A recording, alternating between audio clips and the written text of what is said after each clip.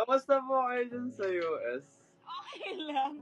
Madaling araw. Anong oras na ba? 5:54 a.m. ata. Nakakaya, gumising pa po. Ala, naya naman ako. May naka-live ako. So, kamusta po kayo? Okay lang. Alam, grabe, super fan niyo ako, sobra.